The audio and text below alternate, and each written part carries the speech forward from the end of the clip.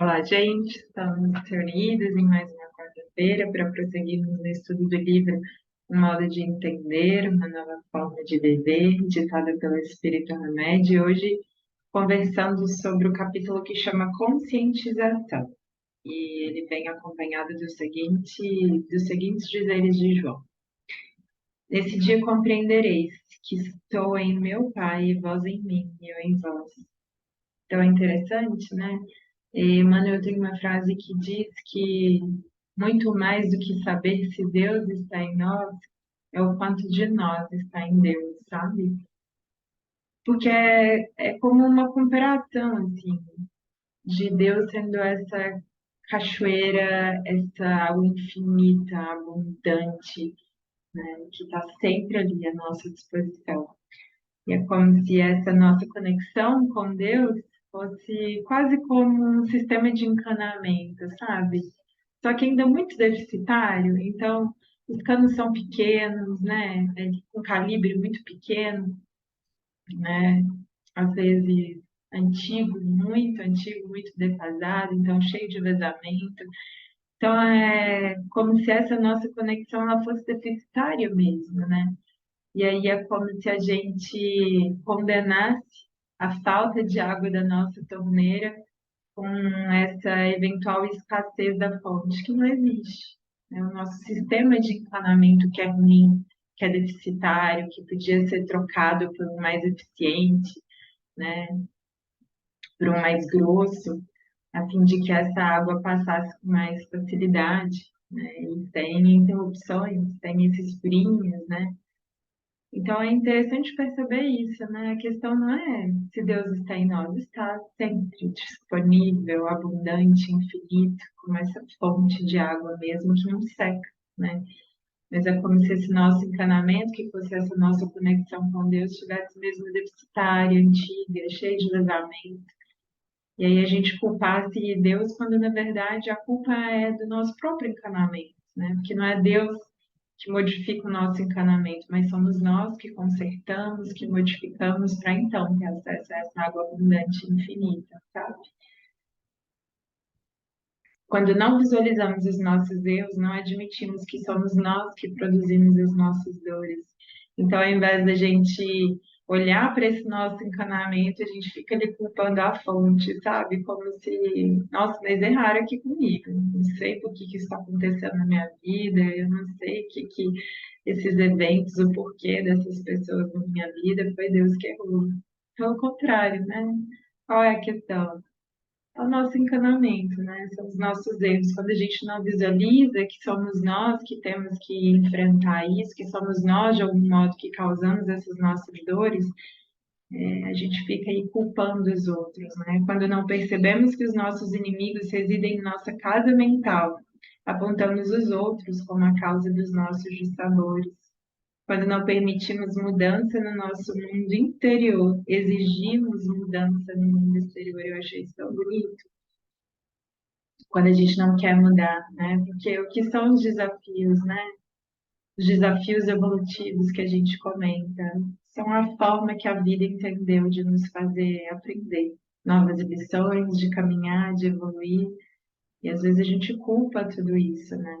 Sem perceber que fomos nós que chamamos essa prova, sabe? Quase como se a vida, as circunstâncias, as pessoas fossem os nossos professores, nos trazendo provas para ver se a gente já aprendeu, né? Que nesse caminho da evolução, como esses degrauzinhos, né? Que a gente vai subindo aos poucos, a gente precisa mesmo disso, né? E às vezes, ao não perceber essa nossa necessidade, a gente culpa as pessoas ou as situações. Não, a culpa não é minha que não soube passar pela prova ou que necessito da prova, a culpa é do outro, que chegou e aí causou todo esse estardalhaço aqui na minha vida, sem perceber. Não fosse por ele, seria por outro, porque é a vida. Né? Como se a gente chamasse mesmo essas provas, chamasse esses professores para nos ensinar algo, mas quando ensina, a gente está ali rebelde, achando que o problema é com os outros e não com os nossos próprios defeitos, sabe? Porque é isso, as nossas imperfeições, né, aquilo que a gente tem que burilar dentro de nós, elas chamam os acontecimentos da vida, né? E aí a gente acaba culpando os acontecimentos sem perceber que os defeitos estão em nós. É como aquilo que a gente fala, né? A fulano de tal chegou e aí tirou a minha paciência. Mas se a gente fosse de fato paciente, o outro teria essa capacidade de tirar a nossa paciência? Ou será que esse outro veio exatamente para nos mostrar que a gente precisa sim de paciência? Tem uma frase de Khalil Gibran, que eu gosto muito, é um poeta libanês, e ele comenta uma coisa que que eu achei muito bonito e que é bem verdade. Aprendi o silêncio com os falantes, a tolerância com os intolerantes, a bondade com os indelicados. No entanto, estranho. Sou ingrato com esses professores, né? Ingrato porque a gente não queria que nada disso acontecesse, mas é isso, às vezes é, a gente aprende a tolerar como? Convivendo com pessoas intolerantes, né? Passando por situações em que eventualmente a gente sofre com isso, né? Com essa intolerância do outro. A gente aprende paciência como? Rodeados de pessoas e de circunstâncias que vão nos trazendo essa paciência, né? E não o contrário. Então, às vezes, a gente quer sair virtuoso, quer sair paciente, quer sair tolerante, mas não quer passar pelas provas da vida, né? E quem nunca, gente, né? Quem nunca se rebelou contra essas provas que a vida acaba nos trazendo, sem olhar que, na verdade, é isso. A gente tem a capacidade de entender melhor as situações, né? De ter uma compreensão mais profunda da vida. E aí sim as coisas se tornam um pouco mais leves, né? Não que a gente não tenha que passar, mas com certeza as coisas se tornam mais leves, né? Tem uma outra frase dele que diz o seguinte: sua vida é determinada não tanto pelo que a vida traz para você, mas pela atitude que você traz para a vida. Não tanto pelo que acontece com você, mas pela maneira como a sua mente vê o que acontece. Então, às vezes, em vez de ver como um aprendizado, de ver como uma prova, o que já facilitaria, porque muitas vezes é um processo mesmo doloroso, né? Mas só de entender isso daqui que eu estou passando é uma prova, e vai passar também, né? A gente vê, às vezes, com essa dor muito mais extremada do que poderia ser, né? Então, algo que a gente poderia passar um pouco mais rápido e um pouco mais de forma mais leve, a gente, às vezes, chafurda ali, né? Na lama quase. E aí, quase, como não tem forças para sair, espera. Se eu tenho que passar por isso, vamos passar com uma certa dignidade, vamos passar mantendo a nossa boa vontade, né, a nossa fé ativa, e quão difícil é ainda para a gente, né? Quem se conscientiza do processo das leis divinas entende a dor e encontra seu valor de contribuição para o engrandecimento da própria existência. Então é isso, a gente está aqui para evoluir, se esse é o sentido da vida, né? E a gente tem tantas, se a gente veio de tantas e tantas vidas e teremos tantas outras, em algum momento a gente vai ter que passar por todas essas provas e por todas essas circunstâncias, né? Então, vai acontecer. Se a gente vai passar agora ou depois, é muito mais sobre nós, né? Mas isso necessariamente vai acontecer, é a gente mesmo clamando quase por essas provas da vida, e depois a gente é ingrato com esses professores, sejam que vem, seja através de circunstâncias ou de pessoas, né? E aí a gente pessoaliza, né? Todas as experiências, positivas ou negativas, nos ensinam algo. E a perceber, né, gente, a nossa vida é composta por ciclos. Alguns ciclos bons, mais leves, mais serenos, quase para que a gente angarie um pouco mais de força para passar pelos outros momentos, né? Para passar pelos esses outros ciclos de mais baixa ali, né? Como no outono, e como no inverno, e que faz parte das estações, né? Ou seja, não dá para viver só o verão, só a primavera da vida. Não, há que passar pelo outono e pelo inverno, faz parte, não tem como. Não tem um ser encarnado nesse planeta e em tantos outros que não passam por tudo isso, né? Então, veja, é a forma como a gente enxerga as coisas. Mas é desafiador, sim, com certeza. Basta estarmos dispostos a aprender todas as experiências, positivas ou negativas, nos ensinam algo.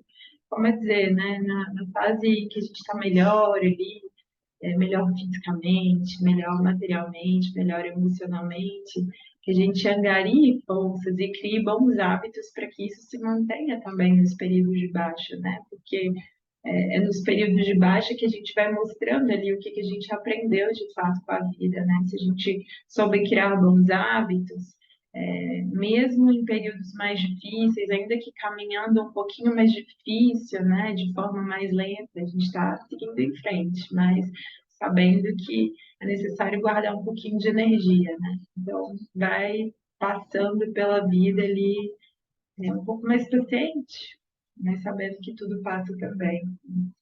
Nossas escolhas podem nos livrar ou não do cárcere da escravidão emocional, porque é isso, né? Escravidão emocional é eu fico muito escravo dos acontecimentos, muito escravo das pessoas, porque se algo bom, se algum acontecimento bom, se alguém me faz algo bom, aí sim fico feliz, mas se não, fico triste, e aí já entro em desespero, já vejo que a vida não tem sentido, já entro naquele looping, né, de desespero, de tristeza, de depressão, e aí acabo me consumindo demais com aquilo. Então, veja, as nossas escolhas, é uma escolha, né, tá dentro do nosso poder de agir, de ver como é que eu vou encarar tudo isso, né, se como um aprendizado mesmo, ou se é algo como demasiado grande que eu não consigo sair. A mensagem da inteligência universal é sempre aquela que incentiva a conscientização das nossas potencialidades e dons naturais. Olha que bonito, né?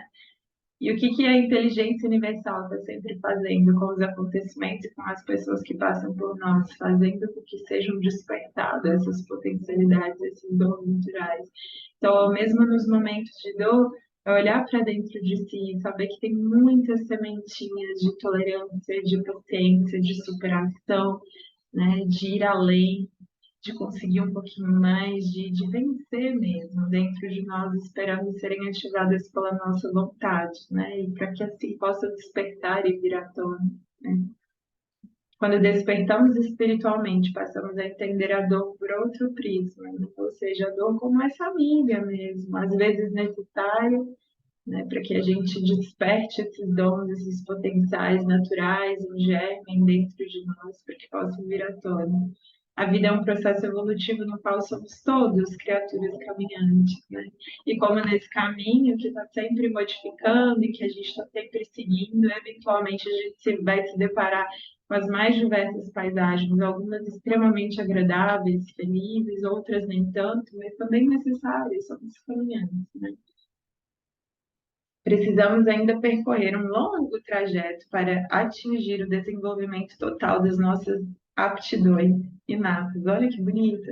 A vida como esse caminho que vai sendo cortinado à medida que a gente vai andando e que está sempre. Qual é a finalidade disso? Desenvolvimento total das nossas aptidões inatas, ou seja, que já estão dentro de nós, que são nossas por direito de vida.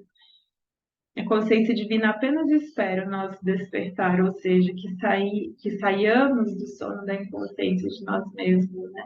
Como é que ele desperta o que dorme, né? No sentido de desperta a sua potência, desperta essa sua vontade, desperta isso que existe de melhor dentro de você e aprende com a vida, aprende até com a dor, né? O ser consciente é uma criatura renovada pela experiência interior. Vive na iluminação íntima como uma pessoa comum, no seio da coletividade. Seu eixo de sustentação não se encontra fora, mas dentro de si. Ai, que bonito, trocar esse senso de valorização, de reconhecimento, de ficar buscando sempre fora, seja pelas pessoas ou pelas circunstâncias, essa segurança que na verdade tem dentro de si, né? Como esse religar e que é religar ao meu centro, a essa essência bonita, a esse germe de vidas que querem nascer e consequentemente a Deus que faz conosco essa ligação, né? Com o nosso divino que existe em nós mesmos, dos outros e do mundo todo, né? Dispensou a segurança das expectativas e das idealizações do eu inferior, porque tem a convicção e a estabilidade sublime do eu superior. Olha que interessante, né? Não mais o eu inferior, esse eu que está muito olhando para fora, para se reconhecer, para se ver, para se sentir seguro, para se sentir amado, e se volta para dentro e fala: tudo isso existe dentro de mim já. E é nesse núcleo estável que eu vou poder, de fato, criar as minhas redes, né? Criar ali a minha base firme, sólida, me enraizar na vida. Não obstante a nossa origem sagrada, muitos entraves nos prendem à ideia de separação da unidade cósmica, contrariando o que o Mestre nos ensinou ao afirmar: nesse dia compreendereis que eu estou em meu Pai, e vós em mim, e eu em vós. Então, muitos entraves nos prendem a essa ideia de que a gente está separado de Deus, né? E onde a gente encontraria essa unicidade dentro de nós, no nosso centro, nos religando a essa nossa parte mais estável e nos religando a Deus, né? Ele se identificou com a paternidade celestial, a imagem e semelhança da divindade que o criou. Então é isso, gente. Hoje a lição é bem pequenininha, extremamente profunda, extremamente desafiadora, né? Não só por aí, mas também por aqui. A gente vive momentos de desconstrução, de renovação, de necessidade de trazer esses potenciais em germe, né, dentro de nós. E aí fica sempre a nosso critério, sabe? É sempre uma escolha, é sempre uma decisão nossa. E que a gente escolha florescer na vida, florescer ali onde Deus nos plantou, florescer apesar das circunstâncias, apesar das pessoas. E no final, ver a dor, né? Como essa amiga mesmo, que está nos fazendo despertar para algo maior, né? Para quando a gente olha para trás e vê o caminho que já andou, vê as conquistas que já teve, apesar de todos os outros momentos de baixa, né? Que a gente possa olhar para a vida como eu dei o meu melhor, né? Hoje eu acordei, né? Mesmo sendo um dia difícil, fiz o que eu tinha que fazer, cumpri os meus deveres como ser humano que sou, imortal, né? Dei a minha batalha, dei o melhor de mim, apesar de tudo, né? Que é fácil cumprir os compromissos, cumprir um hábito saudável, né? Se manter ali em conexão com Deus quando as coisas estão fáceis, né? Mesmo quando as coisas se tornam difíceis. Então, seja um aprendizado para nós, né? Que essas fases existem, existirão novamente, mas sempre com essa função de despertar, né? Esse gigante interior que dorme, né? Essa nossa inconsciência, que quer ali o caminho mais rápido, o caminho mais leve, o caminho mais sereno. E não, né? Entender que a vida é feita de ciclos e nós temos que passar por todos eles, né? E há beleza em todos eles, tá bem? Então, uma boa quarta-feira para todo mundo e que a gente possa estar aqui na próxima semana, se Deus nos permitir. Muita prática para todo mundo. Beijinho.